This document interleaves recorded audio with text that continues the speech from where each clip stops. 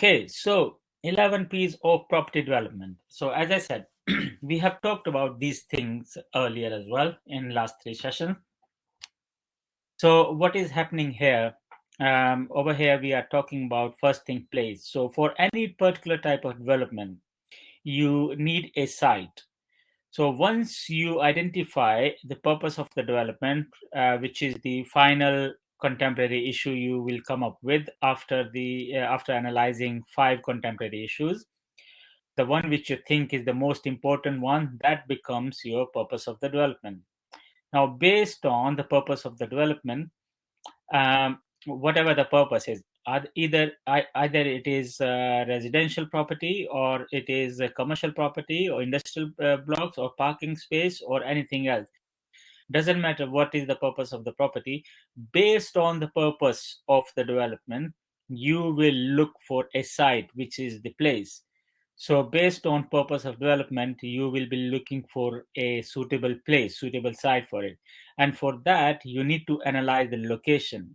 You also need to analyze, so in terms of location, you should be looking at what is the best location for residential apartment, what is the best location for transitional homes, what is the best location for a hospital, what is the best location for any other type of property. So based on your purpose of the development, you will be looking at the best location for that. So it could be any location anywhere in the Hong Kong. And then based on that location, or you might select the location based on the community around it. So as an example, the assignment I showed you yesterday, it was talking about the elderly care home. And in that elderly care home, that needed the car parking, that needed the hospital nearby, and those students have chosen a site based on the community around it, and based on where the green space is, and based on where the hospitals and other services are, where the MTR station is. So you have to look at the surrounding, what is in the surrounding. Now, having a residential property, residential block, or developing a residential building within the industrial area might not be a good opportunity. But having a residential development in a residential area, that would be a good opportunity. Now, based on your purpose of development, you might need to consider the demography as well. So if you are looking for residential properties, you might need to think about who you who will be the resident in those property. Are they going to be small families, or are they going to be the working class people, or are they going to be the executive class people? So what type of people you are looking for, and based on that, you can decide the price, and you can decide which community is better for them. So location and looking at the community. Also, you are looking at the connectivity as well. So connectivity with the public transport, connectivity with the motorways or the highways, connectivity from other cities, or connectivity with the trains or any other thing. So you need to look at the connectivity, because if the people are living there, they need to commute to work every day. So how they can commute? Is the MTR station nearby, within 200, 300-meter walking distance, or is there any other public transport available? When the people are living at that place, at that location, you need to look at the amenities as well. So is there any local shops around? Is there any chain stores, or any grocery stores, or any shopping complexes available? So any market for fish and food and vegetable.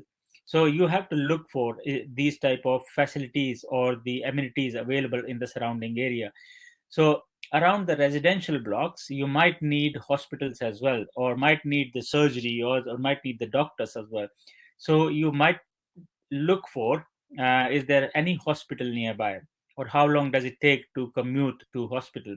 So if it is taking like 2 hours to commute to a hospital from a particular place, then it might not be a very good opportunity, which is highly unlikely, because we have a number of hospitals in Hong Kong, and people can reach to hospital very easily. but still it is worth, when you are comparing the site, you should be looking for these things: location, community, connectivity, and amenities. What is in the surrounding area. So basically the surrounding area you're looking for. Now, based on place and based on purpose of development. So the purpose with the purpose of development, you are going to look for a place, which is the site where the site should be, and then you should be looking at, based on the purpose of development and place, you should be looking at the pricing as well. Or it could be other way around as well. So how that can be. Now, once you know the place, once you know the locality, once you know in which community and what type of development it is, then you can decide on the price, because the price may vary from one place to another place. Depends on what type of development it is or on which location it is. So an apartment, a two-bedroom apartment in Hong Kong at one place, it could be maybe 1 million Hong Kong dollar cheaper than the other place. Or that is one of the possibility, or 1 million Hong Kong dollar higher than the other place, based on where it is, in which location. Is it a premium location or is it a prime location? What type of location it is. Same thing applies to the commercial properties.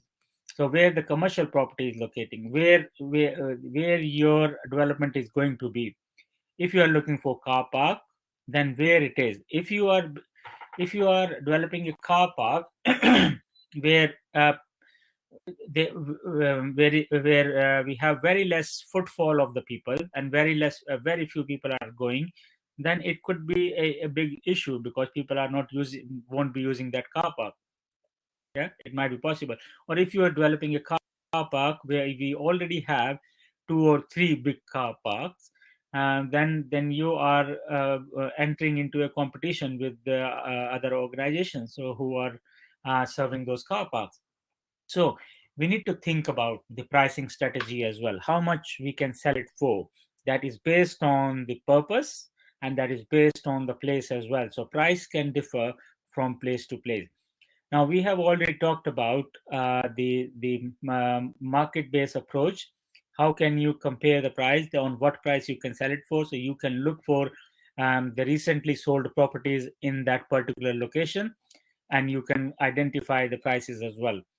And that is the market-based approach, when you're comparing the prices of the recently sold properties with your development. That, okay, this is much at least you can sell it for. So if it is two-bedroom apartment, you can easily sell it for on a particular price, because this is the price in the market at that particular location.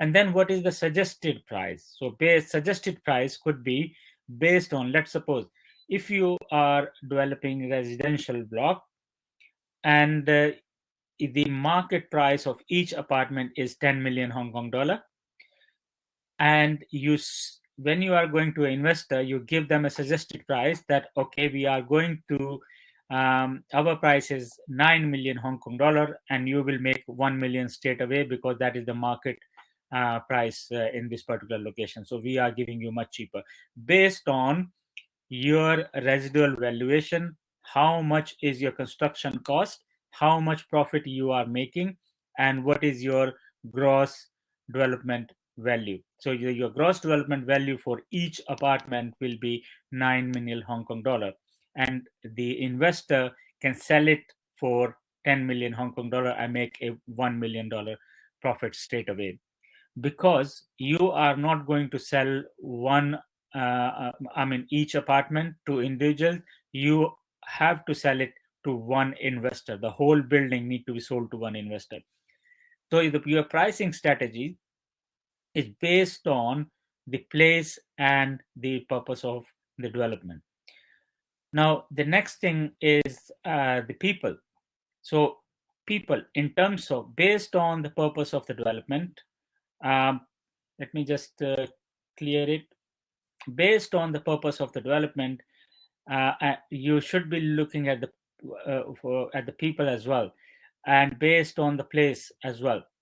So your purpose of the development, if it is residential block or hospital, then you should consider which type of people are going to be using or occupying those properties. So the people who could be the internal, who are going to work there. If you are developing office block, then people who are going to work there, what do they require, what facilities they require, and do you need to provide any inventory as well. So as an example, let's say you are developing student accommodation. So in student accommodation, you might need to provide beds, and you might need to provide study tables and a chair, at least for students to live in it. And you might need to provide some inventory in the kitchen and the toilets as well, or any communal areas for students. So these things you need to consider, that if you are looking for elderly care homes, what type of inventory you need to provide in the elderly care homes as well. So these are the things which you should be considering. Now we were talking about the people, internal people, the people who are going to work within that building or going to live within that building, and how does that the external people, how that development is going to affect the people, the external people, the other stakeholder who are maybe visiting that building for to meet the elderly people if it is elderly care home, or to meet the relatives or the friends, or to for the business if they are coming to to the offices. So which people, so you might need to think about the people, and based on those people, for example, if it is elderly care home, you might need disabled access for the building on all the floors. So in that case, you might need to change your layout a bit, or you have to plan in a way that you have disabled access or to the whole of the building. So how does it affect the external people, the people who are visiting, who are coming to this building?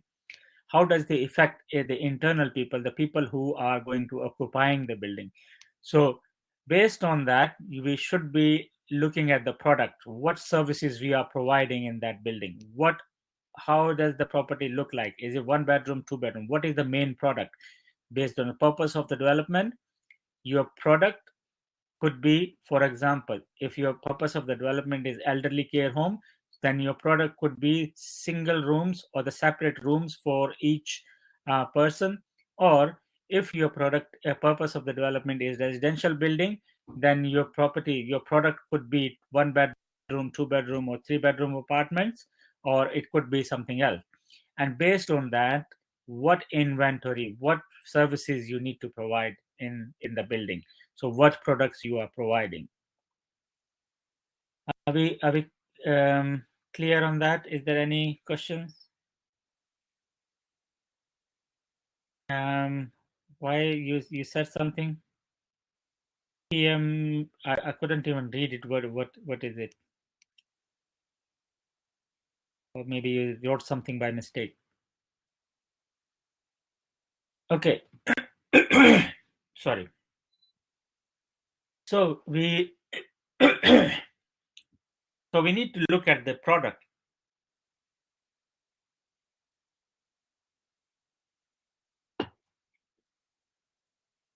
So your product, again, based on the purpose of development, because the purpose of the development is the main thing which is coming out from the the contemporary issues. And you come up with one contemporary issue, and then place you are looking at the three different sites or land, and coming up with a suitable location based on the purpose of the development. And the other things will be decided based on these two main elements, which is purpose of development and the place. So you can decide the price. You can decide the price based on the people who can actually pay the price, and based on those people and the purpose of development, you need to look at the inventory as well, or the what type of property or what services you are providing. Now those services can also be based on the people as well. What type of people are going to accommodate or going to occupy that building. If it is office blocks, what services you can provide. If it is a residential building, what services you can provide. If it is elderly care home, what services are required. If it is something else, then what services are required. So we need to look at the link between those uh, five P's, what is going on around those. So, internal people, what services they require, or external people, what services they require. You might not be able to provide the services because you have to sell the building, but you can still give the provision to those services. So, as an example, residential building might need a laundry room where you have to put some washer and dryers. So that could be one of the possibilities. You might, for the residential building, now there is a trend that the developers, they are providing space or facilities like gym within the building. So that is one of the facilities or the services you can provide as well. To promote healthy life, you can provide services like gym or maybe swimming pool, or this type of stuff. So it all depends what type of people are, or which demography of people are going to live in that property.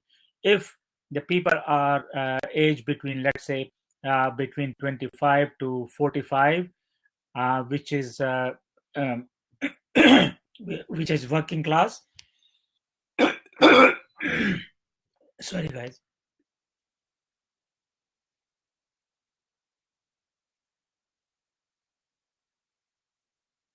Which is working class people, and those people might need services like gym and maybe a basketball court or maybe a swimming pool within the property. Or if it is a residential block, and the people with who have kids are living in that building, that they might need some small play area as well, if possible. Now it's up to you which idea you come up with.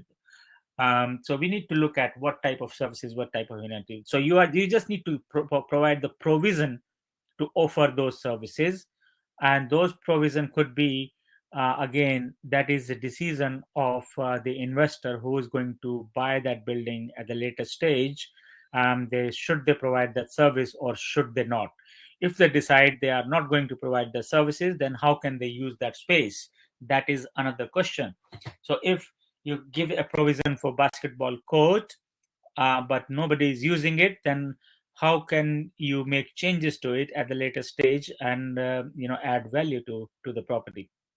So these things can become your unique selling points as well. You got one point in task 2 where you are talking about the unique selling points, and those unique selling points, you are going to you are going to convince your buyer with those unique selling points that this is the right opportunity for you to buy, because this have these unique selling points. Also, the location where the community connectivity and amenities, they also become your unique selling points as well. So let me just check which point is it on your assignment 2A, um, where you're talking about disposal of the property and you're talking about the unique selling points uh, before you dispose the property, because these are the point you can use. When you go to sell a property in the market or to a buyer, you can say, okay, look, I'm selling my apartment. It is the location is the prime location. We got a shopping mall next to it. We got MTR just 100 meter away, and we got this facilities and that facilities. So these are the unique selling points. So on part 2, so one, two, three, fourth point, where you are discussing the development disposal strategies and selling and marketing the total project. So over here, you are going to talk about the unique selling points as well. And part 1 of assessment 2 and point 4 discuss. Sorry. Point five, establish the development uniqueness with due consideration given to unique selling points and features. So, what are the features in the development and unique selling point? And then you are going to link that conversation with the point four of part two, development disposal strategies. So how you are going to dispose this property to an investor, and how you are going to convince the investor, so with those unique selling points. Okay, let me just check in public chat. Okay, any questions, guys? Any questions so far?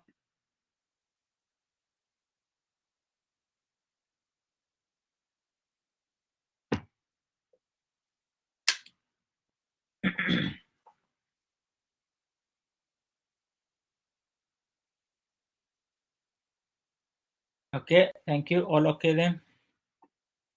Okay, so after that, now when we are coming up with the purpose of the development, and we're looking at the site for the development, of the location for the development, we're looking at the prices, and we're looking at the product, we must look at the policies as well.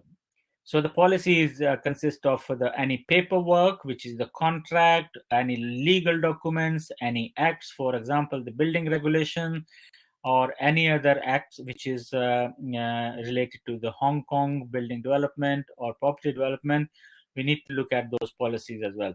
We also should look at the Hong Kong's plan for development and the local plan. So let's say if your site, if your location is in Kai Tak area, so what is the government plan for the Kai Tak area for the next 5 year or 10 year? And the links I have provided you, you will find that information very easily through those links. The links I provided you on the canvas. So if you're looking at a building development in Wan Chai area, then you should be looking at what are the development plans for Wan Chai area in next 5 year or 10 year or 15 year time. You can easily find that information again from the Hong Kong government website, from the news websites, and the newspapers as well.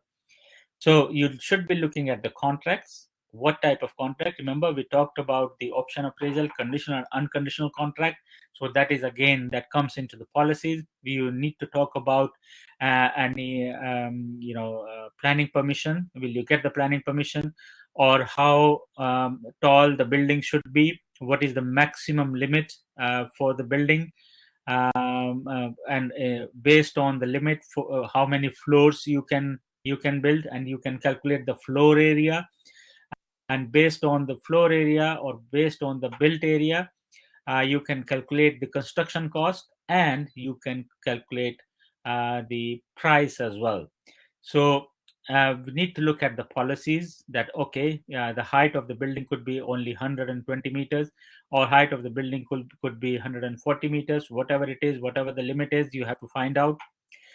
So based on that height, you can only build uh, this number of floors, and based on that number of floors, an average size of the apartment should be so and so. So you can make your argument, you can make your case based on the policies, based on the government policies. So the actual information, the base, the foundation of this kind of arguments is coming from the government policies and the documents and the legal documents and the acts you should be looking at.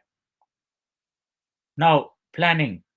You need to plan for all these items through at the micro level. So micro level is within your team. So you are planning all these items for the planning for the purpose of development, planning for the place, planning for the price, people, at the micro level, which is within your team. So you are planning for all these within your team. Now, what is the difference between micro level and macro level? So micro level, which is within your organization, and you can make any adjustment, you can resolve any issues within your organization, which the issues which is within your reach. But at the macro level, the issues which are not in your reach, and you cannot make any changes to it. For example, the government policies, which is the macro level, which you cannot change or cannot modify. You have to stick with the government policies. You have to stick with the rules and the regulations. So you cannot change things on the macro level.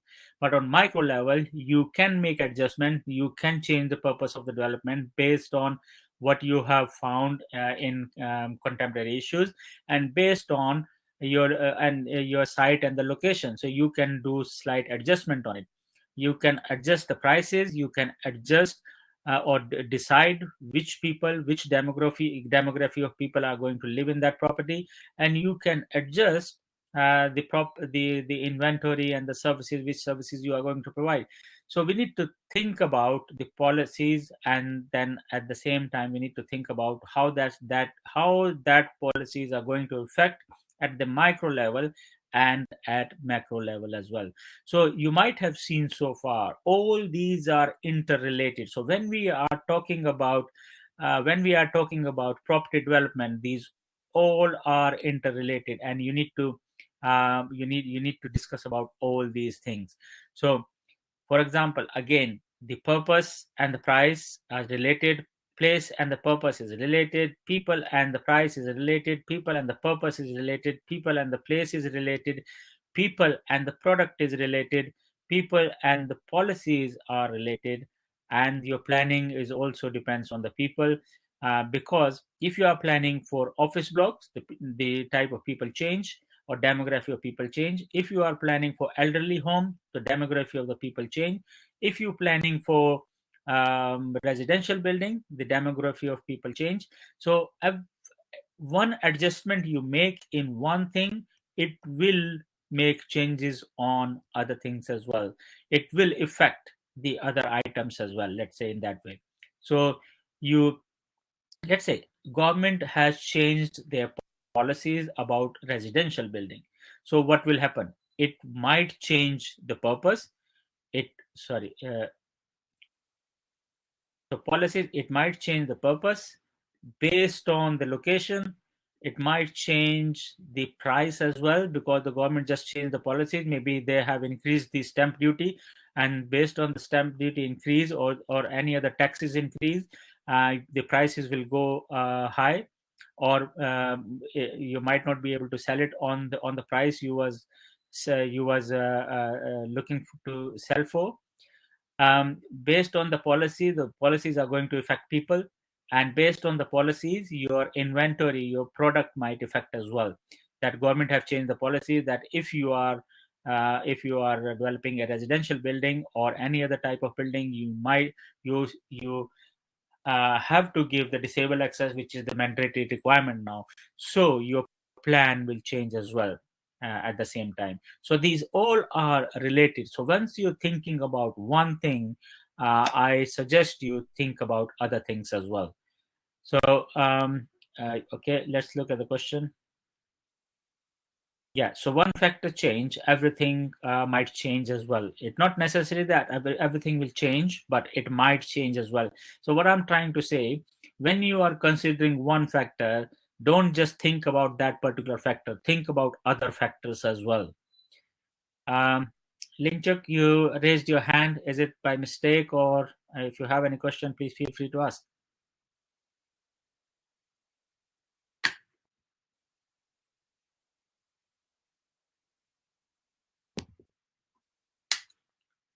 Any questions, guys?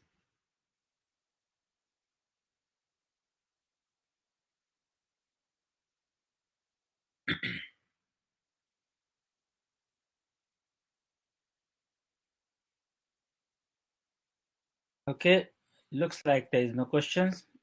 Um, Okay, let's talk about process now. Again, there are two type of process, which is internal and external. So if we look at in that way, the internal is the people within the micro level, external is the macro level. Same thing, the process, internal process, which is the micro level, and external process, which is the macro level. So internal process within your team, or within the development, or within your own organization.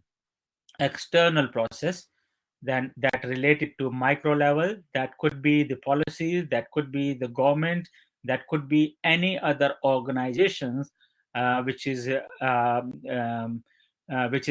connected with your development in any way. So it could be any stakeholder who have interest in your property or who is related with your development.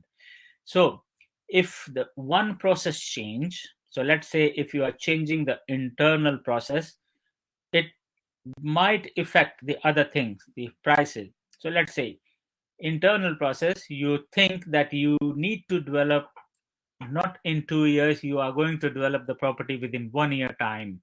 So to develop a property within 1 year time, which normally takes 2 years, you have to double the resources for that property. So once you double the resources, it will cost more, and when it costs more, then the prices will go high as well. So when you change the internal process, that might affect the other things as well. When you change the internal process, it might you might need to modify the purpose of development as well. Internal process might affect the location and the people and the product and the policies as well. But external processes will definitely uh, you need to look at the policies which will be affected by the policies, which will affect the planning as well, and which might affect the product, people, and other things. So that is a possibility, because any modification to the process or any changes to the policies or any changes to the planning definitely will change the process. Any changes to the product, it will change the process. Any changes to people will definitely change the process. Any changes to market in price and everything. So let's say now you won't be, because the market is going down, you won't be able to sell it for 10 million Hong Kong dollar. So now you can only sell it for 8 million Hong Kong dollar, the 20% decrease in the market price. So what will happen in that case? You might need to change your process so you can build that development on a cheaper price, on a lower cost. So otherwise, it is going to affect your profit. Or you might need to delay the development for 1 year or 2 year, and that will change the process of development as well. So it will be changed. The purpose of development, obviously, if you change the purpose of development, it will change the process as well. So either it's internal or external. Place, if you change the place, the process will be different based on place to place. If you choose site 1 instead of 2 and 3, then the process will be different. If you choose site 2 instead of 1 and 3, then the process will be different. So your choice of site may have different processes. So we might need to think in that way as well. Now, physical evidence, again, we have talked about physical evidence again and again and again. Now, the physical evidence, and these are the evidence which comes from the policy. So when you are talking about the place, when you're talking about the location, you have to give the physical evidence with the Google Maps and pointing out where the public transport links are, where is the MTR, where is the bus station, and what is where are the hospitals, and pointing out the amenities as well. So you need to give the physical evidence that you are not just saying that you have looked at the surrounding area through Google Maps or through a physical tour, and you are giving the physical evidence, and that comes from the research. And please make sure you give the references or display the pictures like Google Map or whatever, like I showed you yesterday. And you also need to give the references from the policies as well, that when you are saying the height for the height restriction for a building, for a residential building, 140-meter, then that comes from the policies, from the government documents. Please give the reference. Where does that came from? You must give the reference to it. uh, Product, based on products to product, the physical evidence might change. So you need to look at, based on your development of purpose, your evidence might change as well. So you need to look at in that way, where the information is coming from. So wherever the information is coming from, make sure you give the reference, you give the citation that this is where you get the information from. When you are talking about the prices, that the price uh, for for uh, for construction, or the cost for construction per square feet is, let's say, 10,000 Hong Kong dollar, then where did you get that information from? And when you say the cost for buying a land is going to be 20 million Hong Kong dollar, then where did you get that information from? So we need to look at that information, where the information is coming from. So physical evidence is really important. Now, promotions. So when you're talking about tasks two, and you're looking at the promotion, the marketing, how will you market your product? How will you approach the investor? Who are those investors? Okay, how will you recruit the people if you need to market? For example, you are going for a property management agency or property agent for selling for you. How will you recruit them? What is your process to recruit them, and why do you think this is the best way to do it? Who could be the buyers and who could be the tenants? But again, you are looking for the tenants just to convince your investor. Otherwise, you are just going to sell the property. So you need to look at the buyers only. Now, when you are marketing, you should be talking about, when you are promoting that, you should be talking about the unique selling point of the property. Now, you might have seen the advertisement, the like the residential property available is a prime property, prime location, very near to MTR station. So that is what they talk about in the advertisement. So for promotion, you need to talk about USP, unique selling points, for your promotion. Now, the final one, I have left it blank as question mark. Now, my question is, what do you think? What is the final one? Final P? Can somebody suggest, please?